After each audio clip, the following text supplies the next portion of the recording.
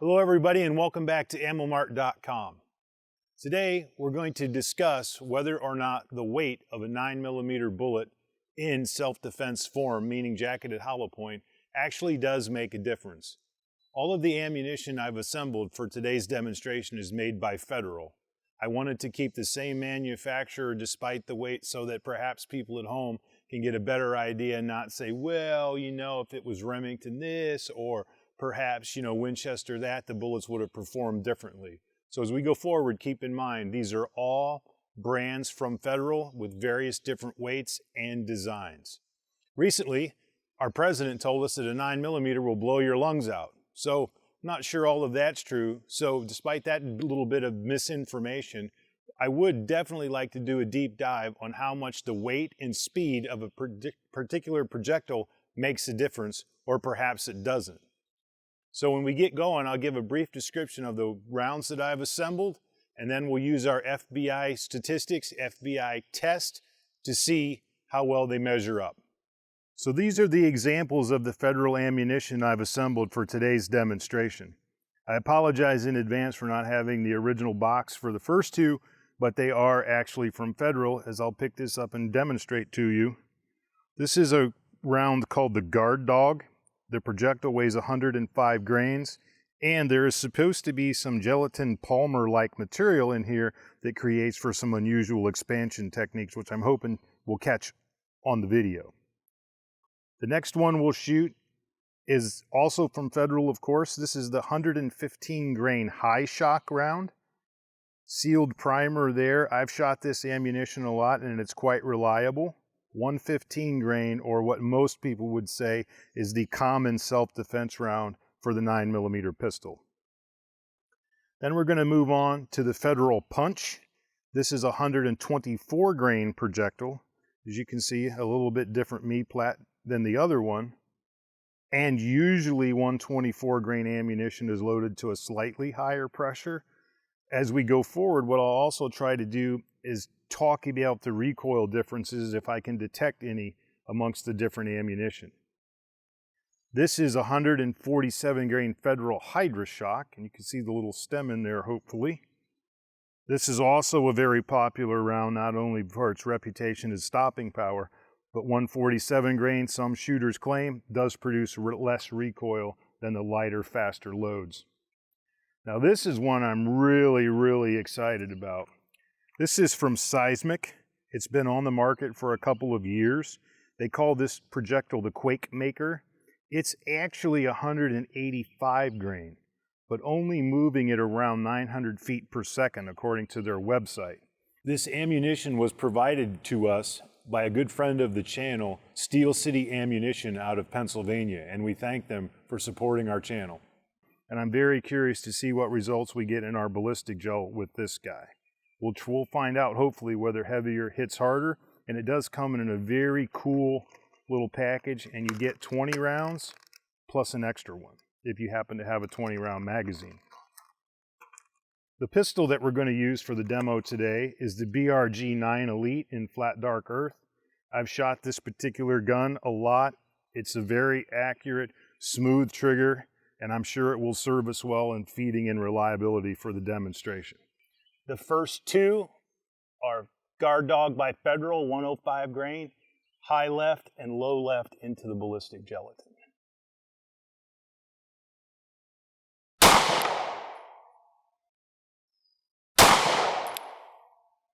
Now I'm going to reholster the weapon and go down range and see what happened to the gel. So you can tell we had an exit here, which is a difficulty to tell where this edge is.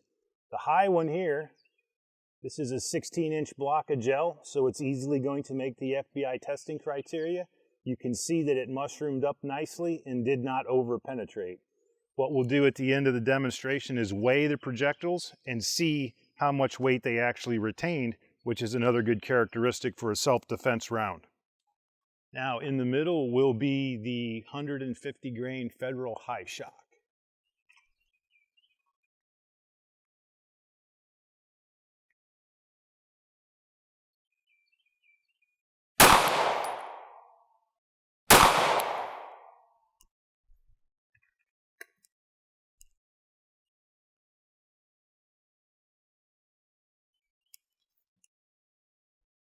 So as you can tell, a little more penetration on the first, or maybe the second shot, which was the low shot. And here we have, doesn't look like it mushroomed very well, but we will cut all of these out. But where I'm pointing now is the first shot with the 115 grain Hi-Shok. And on the right edge of the gel will be the 124 grain punch.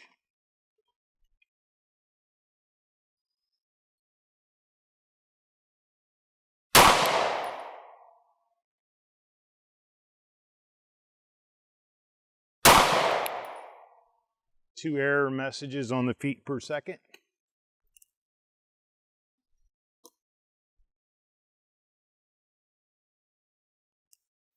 And it does look like, I'm going to go around to this side, that we do have another exit skipping out. However, we do have a retained projectile here, which will be good for weight retention. And you can tell in 124, one heck of a cavity here. That is bad juju for the recipient.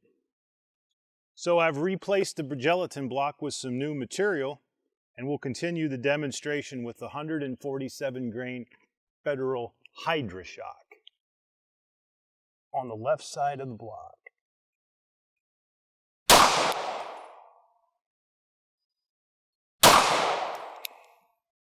That was 985 feet per second. And now we're going to move on to the Seismic in 185 grain on the right side.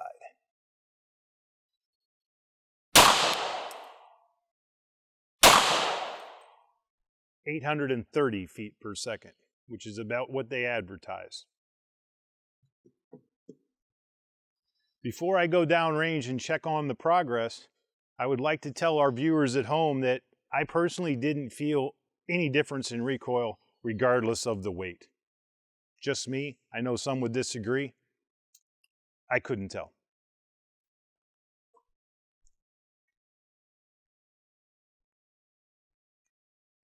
So it would appear that our 147s did stay in the block.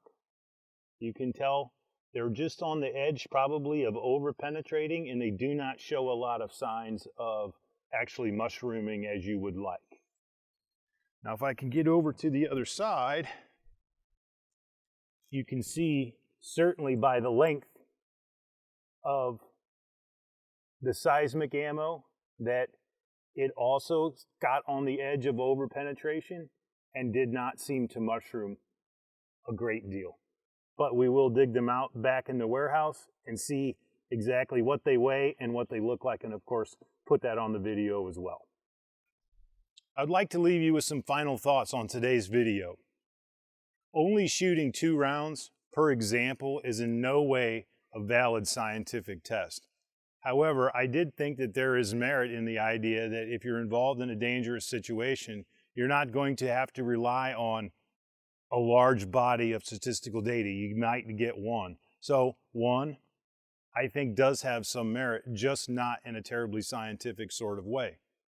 Another thing to consider is when I'm telling you that there's not a lot of recoil difference between the rounds, that's a completely subjective opinion. Some other people might differ. To me, it was all about the same. When we get back to the lab and we're able to dissect the bullets and talk about what retained what weight, we'll put that on our website as well. I think once again in relationship to our stopping power video with the 9mm cartridge, clearly once again across a wide array of weights, super effective round. Another takeaway that we should consider based on our demonstration was very few of the rounds actually mushroomed as they are supposed to. Unfortunately, that's not an uncommon occurrence. As we've talked before in previous videos, jacketed hollow points often don't. But I must tell you, the Federal Guard Dog and the 124 grain Federal Punch absolutely performed the best, and as the manufacturer claims they should. So perhaps we should look at ammunition from the standpoint of quality instead of quantity, meaning how heavy is it. As is our custom at AmmoMart, we're going to finish the video today damaging some chicken. However, I would, and I already have, loaded the magazines up in the exact same order that they entered the ballistic gel. So we'll start with guard dog and proceed all the way through. And perhaps with our slow speed camera, you can make your own determinations about which is the more effective weight in the 9mm caliber. None of this has any technical data. It's just a bit of a little observation and see what you think on your own.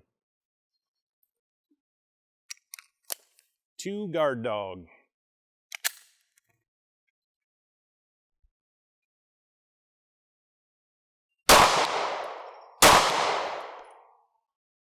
Followed by Hi-Shok. Followed by 124 punch. Well, we know the brick is dead. Followed by 147 Hydra-Shok. And now Seismic.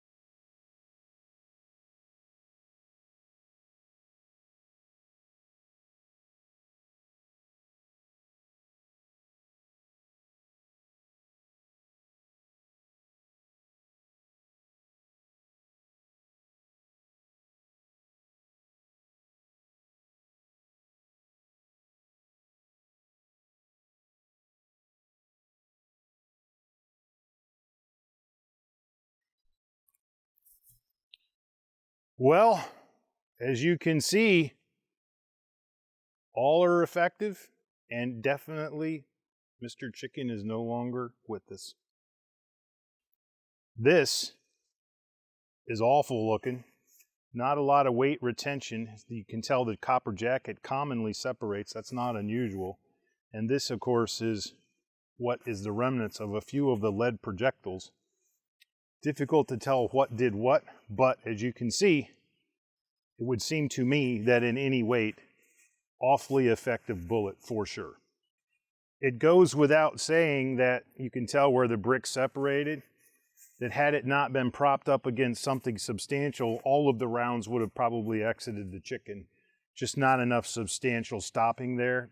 And when it hits something substantial, you'll notice you get this shattering effect of the bullet. But all of this was likely caused by the actual piece of landscaping stone.